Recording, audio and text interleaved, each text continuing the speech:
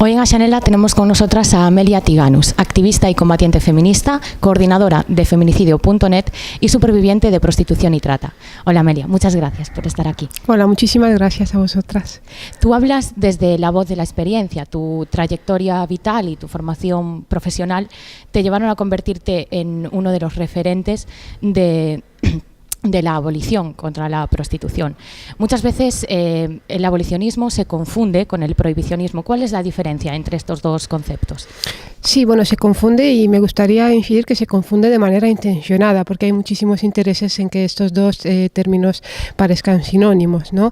La postura prohibicionista es una postura que tiene que ver con la moral, tiene que ver con la doble moral, digamos, ¿no? Que sobre todo se ha extendido dentro de lo que es el catolicismo, lo que está mal visto, y tiene la única misión de que no se vea, de ocultarla. No es un modelo teórico ni político que desde luego queramos las feministas, porque apuesta por la penalización de todos los actores del sistema prostitucional, pero mayoritariamente son las mujeres prostituidas las que acaban siendo perseguidas, multadas, y eso desde luego no es lo que proponemos desde el abolicionismo.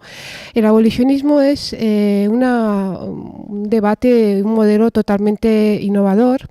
Entendemos, las feministas entendemos que la prostitución refuerza los mandatos de género, refuerza el patriarcado en sí. Estamos hablando de mujeres porque entendemos que es una cuestión que tiene que ver muchísimo con el género, tiene que ver con la feminización de la pobreza. Entonces, por lo que apostamos es por una sociedad en la cual las mujeres tengamos oportunidades y estos otros actores que forman parte del sistema prostitucional sean perseguidos, sean castigados. En esto me refiero a los proxenetas, a los hombres que abusan de su situación de superioridad y bueno, se aprovechan de la situación de vulnerabilidad, ¿no?, de las mujeres para llevar a cabo un acto de poder que ni siquiera tiene que ver con el sexo, ¿no?, sino con reforzar esa masculinidad. Es que parece que el prohibicionismo no se ocupa de las mujeres en situación de prostitución, sino más bien de perpetuar un sistema y una moral tradicional católica, ¿no? Sin embargo, el regulacionismo o la legalización, la postura de la legalización de la prostitución sí que se presenta bajo preceptos de preocupación de la situación de las prostitutas o de una supuesta libertad de decisión, como tienen hecho pues Virgin Despentes o Silvia Federici. Yo no estoy de acuerdo con la compañera que dicen que el trabajo del sexo, la prostitución, es un fenómeno particularmente degradante por las mujeres. Porque si miramos la historia de las mujeres en el capitalismo, podemos ver que como que siempre han tenido una relación muy precaria con el salario, con el empleo salariado, ¿no?, con el dinero. Siempre han trabajado sin, la gran parte, sin ser, ¿no?, remunerada. Entonces, siempre han sido obligados a venderse. Que si es un trabajo, obviamente es un trabajo, lo haces con tu cuerpo. ¿Cómo vas a trabajar si no es con tu cuerpo en general? Y que amenaza exactamente la prostitución, no sé si es el hecho de que dice lo que es el trabajo en general. O evidentemente vendes lo que no quieres vender. ¿Cómo se rebate desde el abolicionismo esas teorías, esas posturas? ¿Y qué significa para las prostitutas, para los proxenetas y para los puteros que se legalice la prostitución? Bueno, sin ir más lejos, tenemos modelos que han legalizado la prostitución, que bueno, tenemos Holanda, tenemos Alemania, Nueva Zelanda, y hemos visto que es absolutamente un fracaso, ¿no? Incluso en estos países se ha convertido en un infierno sobre la tierra, pero se ha convertido en un infierno sobre la tierra para las mujeres de países empobrecidos, de países del sur, porque las mujeres que están abasteciendo esa gran demanda son mujeres rumanas, búlgaras, ucranianas, nigerianas, de América Latina. y está claro que la sociedad y sobre todo los hombres han recibido el mensaje de que no pasa nada, que está bien pagar para penetrar a mujeres que no te desean, ¿no? Entonces, desde esa perspectiva creo que bueno, que tendríamos que, sobre todo las feministas, que partimos desde un análisis que tiene que ver con los avances colectivos, de la liberación colectiva, creo que se puede poner en duda esa supuesta libertad de decisión o supuesta libre elección, porque lo que le viene bien a una o a dos, si perjudica a las demás, pues no entra dentro de nuestro análisis, ¿no? Y más allá de eso, creo que lo único, no solo yo, sino que lo demuestran varios estudios y que se han hecho, a los únicos a quien beneficia, aparte de los hombres que son consumidores y se ven absolutamente, pues ven vara libre, ¿no?, de consumir cuerpos de mujeres, los proxenetas son los grandes aventajados porque se convierten directamente en empresarios y ya nos olvidamos del proxenetismo, simplemente desaparece, no porque desaparezca en sí, sino porque se le nombra de otra forma, se le da una hora de legalidad y sobre todo de bien hacer, ¿no? Siguiendo un poco en esa línea que estabas comentando del tema de la feminización de la pobreza, aunque abandonando el sexo, porque estamos ante un sistema que se aprovecha de las mujeres y de su cuerpo, no solo con el sexo es una forma más de aprovechamiento, ¿no? En este sentido está muy a la orden del día el tema de la comercialización de la maternidad. ¿Cuál es tu opinión acerca de ese debate que está sobre la mesa sobre los vientres de alquiler o maternidad subrogada? Bueno, está claro que el neoliberalismo reviste todo lo que el patriarcado ha hecho, que ha sido apoderarse de nuestra capacidad sexual y reproductiva durante milenios. Ahora, bajo el lema de libre elección y con la ayuda de la globalización, ¿no?, lo convierte en algo totalmente, pareciera ser algo innovador, cuando no es así. Desde luego, para mí es lo mismo, es seguir explotando nuestra capacidad y desde luego quien va a pagar los platos rotos, para decirlo así, van a ser siempre las mujeres de países empobrecidos, ¿no? Y cuando hablamos de feminización de la pobreza, no solo hablamos de pobreza económica, sino a la falta de oportunidades, la falta de referentes feministas, ¿no? Porque en muchos países el feminismo, por supuesto, que no tiene ni mucho menos el alcance que tiene aquí en el Estado español, porque en el Estado español tenemos un movimiento feminista muy fuerte, ¿no? Y cuando hablamos de liberación, tenemos que hablar de la liberación de todas las mujeres de este planeta, no solo de algunas, no solo de las mujeres blancas, no solo de las mujeres autóctonas, ¿no? El lenguaje moldea la sociedad y viceversa, y a veces, un poco con esa intención, hay una redefinición de determinados términos desde el propio sistema. Sobre esto tienen hablado, por ejemplo, Lourdes Méndez acerca del empoderamiento o Iranchu Varela sobre el tema del consentimiento en el sexo, ¿no? Con respecto a lo primero, al empoderamiento, ¿de quién es la labor de empoderarse? ¿Es algo personal que tenemos que hacer nosotras individualmente o que pertenece a las instituciones? Y con respecto a lo segundo, ¿de qué tenemos que hablar? ¿De sexo consentido o consensuado? Sobre el tema del empoderamiento, creo que el neoliberalismo es que siempre nos quita lo que estamos creando desde la idea de seguir liberándonos, ¿no? Se apodera, lo vacía de contenido y se queda ahí como una cosa individual. El empoderamiento tiene que ver con lo colectivo, tiene que ver con todas nosotras y desde luego creo que van incluidas las mujeres que están en puestos de poder y de responsabilidad, que también tienen que velar y utilizar el poder que tienen en pro de nuestros derechos y de nuestra liberación. Eso es empoderamiento al fin y al cabo, no desde una perspectiva individual, porque al final si no parece que somos responsables de no estar empoderadas, ¿no?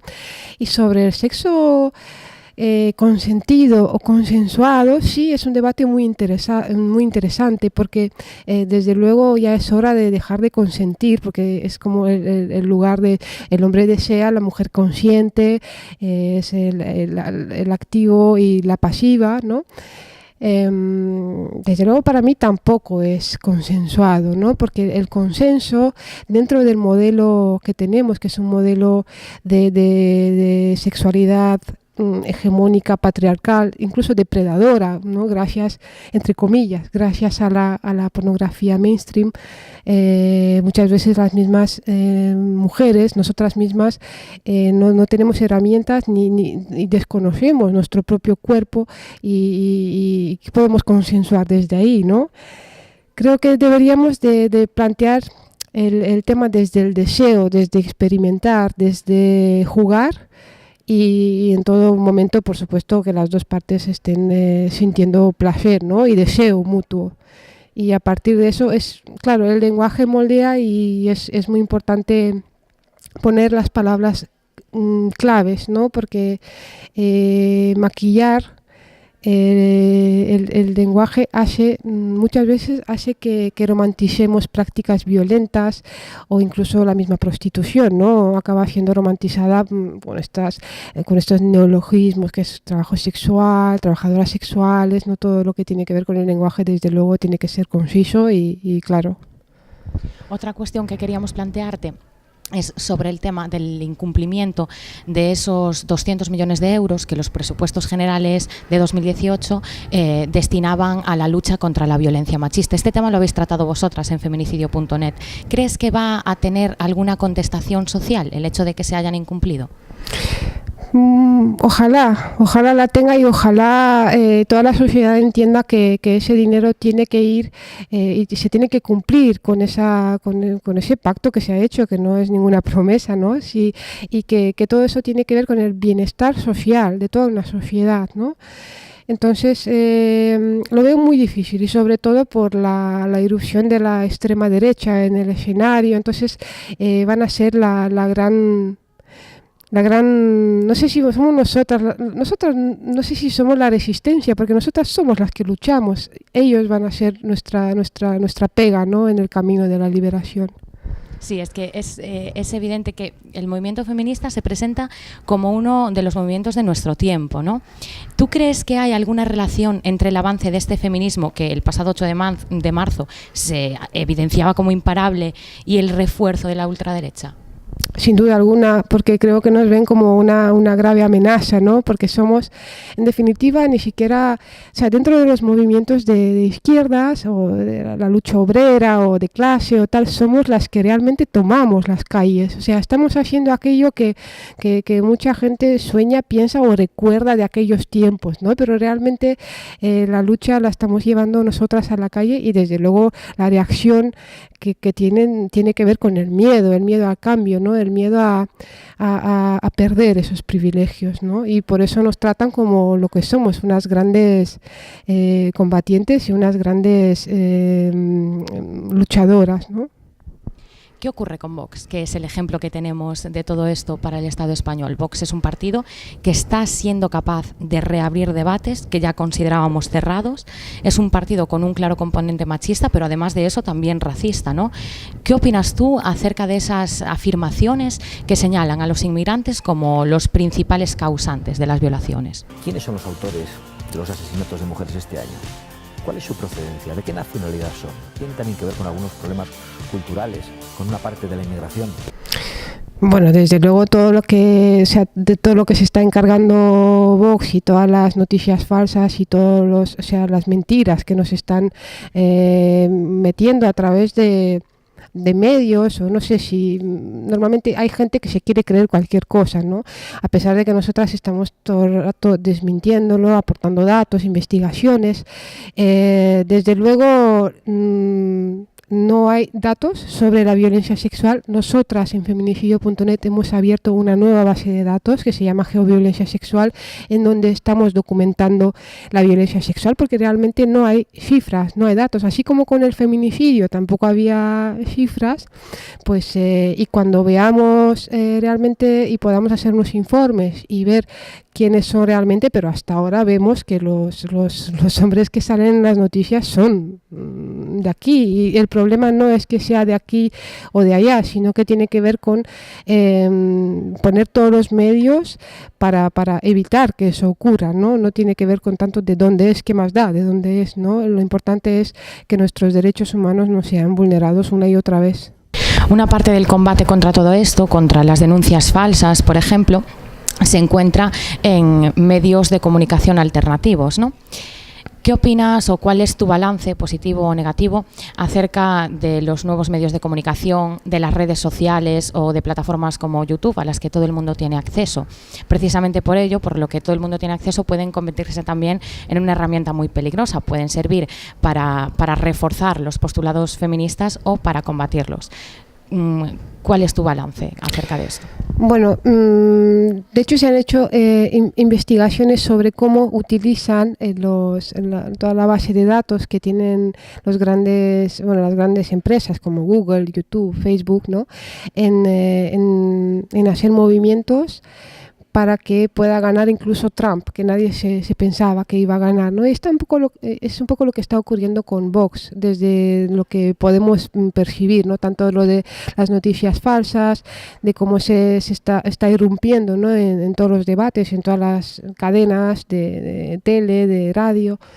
Y desde luego es un arma de doble filo. Todo aquello que nos sirve para difundir y para intentar mejorar el mundo, a la vez es utilizado como arma para todo lo contrario, ¿no? Entonces, ante eso es muy complicado, pero no nos queda otra que seguir haciendo pedagogía, seguir hablando, seguir mostrando cifras, investigaciones, seguir desmintiendo, pero no solo, hay que ir un paso más allá, y es tumbar todas esas mentiras y toda esta perversión, ¿no? Hace no mucho tiempo tú compartías en Twitter un análisis que hacían Towanda Rebels sobre el tema de Rosalía Baghdad. ¿Crees que en el mundo musical hay una nueva interpretación de los postulados feministas desde un punto de vista más crítico con el sistema, aunque esto se haga desde un mundo de la música que no es del todo ajeno a él? Ojalá haya más. Desde luego Rosalía es la gran excepción. Lo raro es que no haya más gente de la cultura, del arte, que hagan esta incidencia y esa denuncia pública, ¿no? Porque hace falta mucha valentía para hacer lo que ha hecho Rosalía, ¿no? Y desde luego, y sobre todo, yo lo que exijo es que los grupos de hombres, músicos, que tienen, claro, están copando todo, y las mujeres, bueno, estamos intentando llegar a escenarios y a festivales y a todo eso, pero los hombres tienen un deber, y esos rockeros, esos raperos, todos esos hombres se tienen que mojar y tienen que, desde luego, hacer una denuncia pública contra todo lo que es la explotación sexual y reproductiva de las mujeres, ¿no? Porque en eso consiste, y tienen poder y lo deben de utilizar. Me alegra mucho que me hagas esta pregunta, porque hasta ahora todo lo que tenía que ver con la música y el arte de alguna manera vaciaba de contenido también lo que significa el feminismo, ¿no? Como por ejemplo Beyoncé, o como, claro, el de que es empoderarse, que lo hemos hablado, que es el feminismo, no es el yo y me pongo lo que me da la gana mientras guste a los machos y pueda vender mis álbumes, aunque tenga una voz increíble, ¿no? O sea, bueno, ojalá haya más. En ese sentido, ¿tú crees que hay una mercantilización del mensaje feminista? Sin duda alguna. Sí, el capital ha visto ahí un gran negocio, y bueno, desde camisetas mismo con I am feminist hasta lo que sea, ¿no? Y desde luego creo que es una jugada maestra en cuanto a que quieren sí o sí vaciar de contenido la teoría feminista, y por eso tenemos que cuidar mucho, y sobre todas las cosas no podemos aceptar que dentro de una misma teoría quepa tanto una cosa como la contraria, ¿no? Que lo dice incluso Ana de Miguel, incluso Rosa Cobo, ¿no? Habla de ello, o sea, no, bajo el mismo paraguas no puede valer una cosa y la contraria, ¿no? Entonces hemos de cuidar mucho todo esto. Pues nada, queríamos cerrar con una pregunta un poco más personal. ¿Cuáles son tus referentes o tus iconos en la lucha contra el machismo? Buah, es que claro, esto podría no acabar nunca, ¿no? Desde luego yo creo que todas las grandes feministas, pero sobre todo las feministas de a pie, de calle, ¿no? Esas que quizás no tienen nombres que resuenen, pero siempre estamos ahí y aprendemos juntas y crecemos mucho. Sin duda alguna, a mí como mentora está Graciela Atencio, que es la directora de feminicidio.net, que ha sido y sigue siendo mi gran maestra Después están, pues ahora de estos tiempos, ¿no? Me gusta reconocer el trabajo de Rosa Cobo, por ejemplo, que es maravillosa, Ana de Miguel, Beatriz Gimeno también, para mí es una grandísima referente, aprendí muchísimo. De hecho, creo que me hice abolicionista conscientemente con Beatriz Gimeno. Y después, pues todas las que vengan y las que están ahí en la historia del feminismo, ¿no? Pues nada, Amelia, con esto te despedimos. Muchísimas gracias.